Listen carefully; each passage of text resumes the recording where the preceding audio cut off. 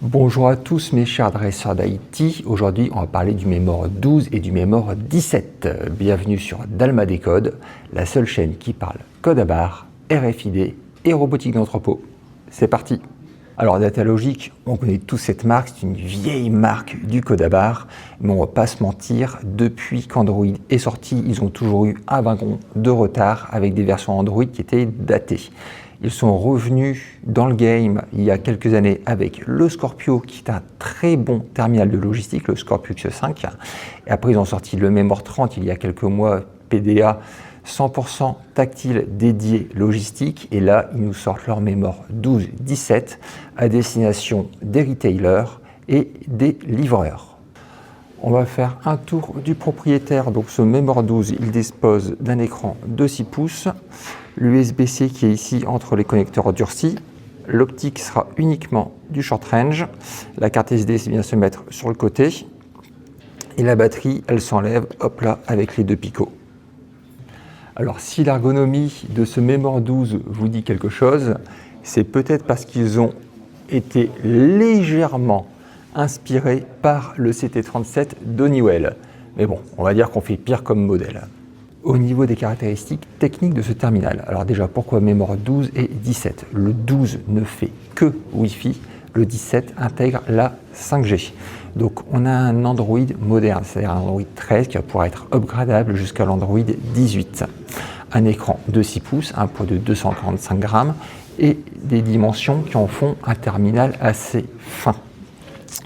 Niveau puissance, on arrive à un score en tout de plus de 496 000, donc ça va permettre de faire tourner largement tous les logiciels du marché sans les faire ramer. Niveau résistance au choc, un petit peu en dessous de ses confrères, on est sur du 1,30 m sol béton sans la coque, 1,50 m sol béton avec la coque. Maintenant, encore une fois, c'est un terminal qui est plus dédié pour moi retail, donc la solidité va être amplement suffisante pour ce qu'il doit faire. L'optique, il n'y en a qu'une et ça sera une courte distance. On va tester juste après le test de stress. Au niveau du test de stress, processeur, RAM, tout fonctionne bien, ça, rien à dire. Le niveau de la batterie a tendance à descendre quand même assez fortement quand on le sollicite. La température, elle est bonne, elle va rester à 33-34 degrés quand on utilise le terminal au maximum de ses capacités. Et le niveau de la batterie, il reste assez stable. L'avantage des optiques de Datalogic, c'est qu'on retrouve le spot vert. Alors, le spot vert, qu'est-ce que c'est? C'est un spot vert qui vient valider la bonne lecture d'un code barre. Donc, si on est dans un environnement bruyant, ça permet d'être sûr qu'on l'a bien lu. Exemple, voilà. Cette optique, c'est uniquement donc du short range. Par contre, pour une short range, elle lit d'assez loin. On peut lire quasiment jusqu'à 1 mètre. Par contre, inconvénient, autant de près, c'est assez lumineux, autant dès qu'on s'éloigne, on n'arrive plus à distinguer la croix rouge qui permet de savoir quel code on va lire.